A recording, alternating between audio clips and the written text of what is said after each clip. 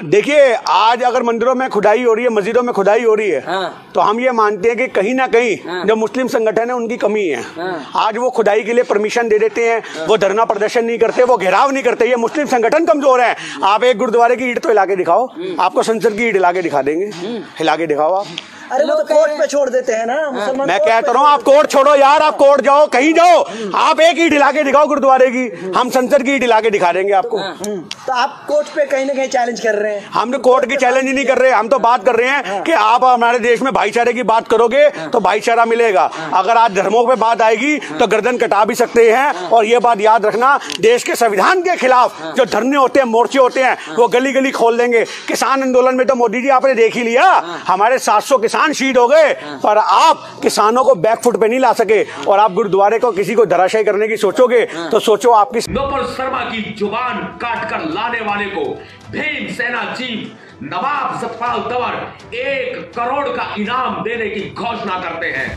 वो जाहिल औरत सोचते थे हाय हाय मेरी टीआरपी बढ़ेगी। उसको जाहिल को ये थोड़ी पता था कि मुसलमान भी 313 वाले हैं, इस बार जाग जाएंगे। भाई आप हमारी मस्जिदों को तोड़ रहे हैं, हम सोचते हैं हम बचा लेंगे। आप हमें गाली दे रहे हैं, हम सोचते हैं हम अपने आप को प्रोटेक्ट कर देंगे। आप हलाल, हिजाब, हराम, मंदिर, मस्जिद कर रहे हैं, हमें लगता था कि हम कर लेंगे। लेकिन अगर बात मेरे रसूल पर आएगी तो तुम्हारी जबानों को गुद्दी से खींचकर तुम्हारी हथेलियों पे रख देंगे हम लोग। लेकिन जैसे ही सऊदी अरब ने, ईरान ने, कुवैत ने, कतर ने, दम्माम ने, इवन छोटे से मालदीव ने भी ये कहा कि हम इंडियन चीज़ों का बाइकॉट करते हैं, तो मोदी जी की चीखें निकल गई। क्योंकि अब जाहिर सी बात है, कुवैत में, सऊदी में आपके और हमारे प्रोडक्ट तो बिकते नहीं, वहाँ भी अंबानी और अदानी के ही प्रोडक्ट हैं। अगर अंबानी और अदानी का बाइकॉट होता है तो मोदी जी की चीखें निकलनी जाहिर सी बात है, क्योंकि मोदी जी तो इन दोनों ही लोगों को लीड करा रहे हैं भारत में। तो और अब भी देखिए कि नुपुर शर्मा को सिर्फ पार्टी से 6 साल के लिए निलंबित करा गया। हमें क्या मालूम, अगले साल हो सकता है या 6 महीने बाद उसको फिर लेकर आ जाए। और दूसरी बात ये देखिए कि नुपुर शर्मा को एक तरह से मोदी जी फॉलो कर रहे हैं, अमित शाह फॉलो कर रहे हैं, और बहुत सारे ऐसे लोग नितिन गडकरी फॉलो कर रहे हैं। 4 ऐसे बड़े लोग हैं जो अभी भी फॉलो कर रहे हैं। यानी कि कहीं ना कहीं ये अपनी राज दुलारी को, ये नुपुर शर्मा को या एक तरह से प्रोटेक्ट दे रहे हैं। अरे पार्टी से निकालो ना निकालो, हमारे में क्या फर्क पड़ता है, आप उस पर कार्रवाई करें। और जो आपका जो बुलडोजर, कभी मामा का बुलडोजर, कभी बाबा का बुलडोजर, कभी जिहाद कंट्रोल बोर्ड बन जाता है, तो नुपुर शर्मा की प्रॉपर्टी पे बुलडोजर क्यों नहीं चल रहा भाई? उसकी प्रॉपर्टी पे बुलडोजर भी चलना चाहिए, उसको अरेस्ट भी करना चाहिए, और उसकी जितनी भी तमाम संपत्ति है, जो पैसे हैं, वो तमाम उन लोगों में बंटने चाहिए जिन पे सरकार आज तक सोतेला व्यवहार करती चली आई है। आपको लगता है ऐसा होगा? ऐसा होगा नहीं, लेकिन मांग तो कर सकते हैं। अरे आप ये वाली बात लिख रख लीजिए, नुपुर शर्मा 3 महीने बाद, 4 महीने बाद, 1 साल बाद उससे भी बड़ी पद पे आएगी। अभी तो एक छोटी मोटी पोस्ट पर थी वो। आप इसको देखिए कि कोई ना कोई इसको इलेक्शन लड़वा के कोई ना कोई इसको मंत्रालय दे दिया जाएगा। और बीजेपी ऐसा इससे पहले भी कर चुकी। आपको याद होगा बहन जी मायावती को भी एक बंदे ने गाली दी थी, तो इन्होंने क्या, हाँ जय शंकर ने, उसकी बीवी को इन्होंने बाद में फिर उसको ही बना दिया था। तो ये बीजेपी की पुरानी आदत है, थूक के चाटना।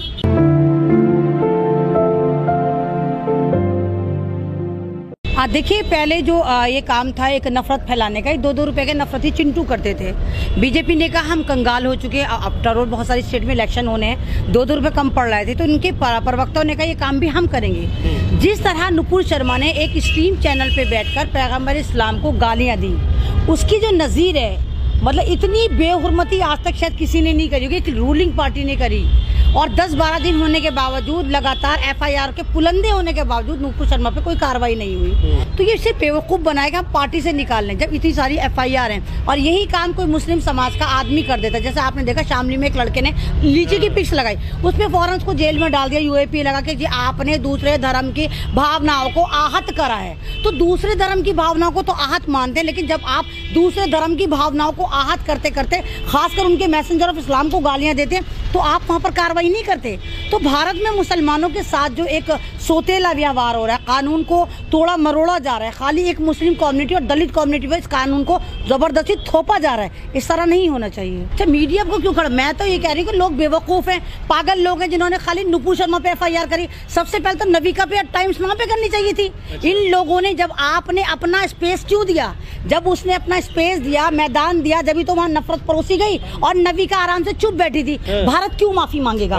मांगेगी माफी बीजेपी, मांगेगी माफी नविका, मांगेगी माफी जो है वो टाइम्स नाउ वाले मांगेंगे। भारत ने थोड़ी बेइज्जती करी है ना रसूल पाक की। जिस रूलिंग पार्टी ने बेइज्जती करी है पूरी दुनिया से, वो माफी मांगे। भारत क्यों माफी मांगेगा? हम भारतीय नहीं, हम आवाज नहीं उठा रहे। फ्रिंज एलिमेंट है वो। अगर फ्रिंज एलिमेंट है तो 10 दिन से क्या कर रहे थे? अगर वो फ्रिंज एलिमेंट है तो मोदी जी आप पब्लिक को जवाब दें, जिनको आप लगातार बेवकूफ बनाते चले आ रहे हैं। आज भी आप नुपुर शर्मा को फॉलो क्यों कर रहे हैं? यानी वो आप ही की है।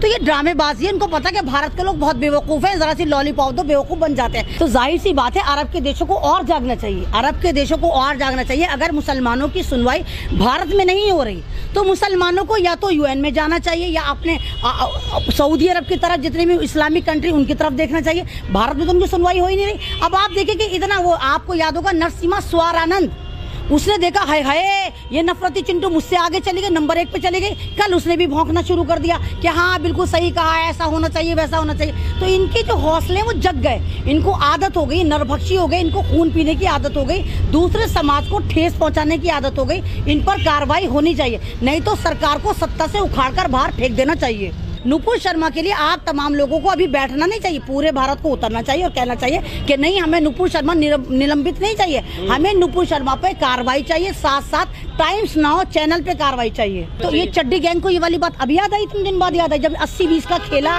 हमारे उत्तर प्रदेश की जो मुख्यमंत्री है वो खेल लेते 80-20 कर लेते। तब आपको नहीं पता था कि मुसलमान आपका आंतरिक है क्या बाहरी है? तब तो आप सारे मुसलमानों को फ्री में वीजा देते, जाओ जाओ पाकिस्तान जाओ। सब मुसलमानों को, अगर कोई भी मुसलमान कहता है हमारे पे जुल्म हो रहा है, चल जा मुल्ली पाकिस्तान चली जा। मेरी पोस्ट पर अभी आप अपलोड करेंगे, कितने SMS आएंगे, चल मुल्ली पाकिस्तान जा।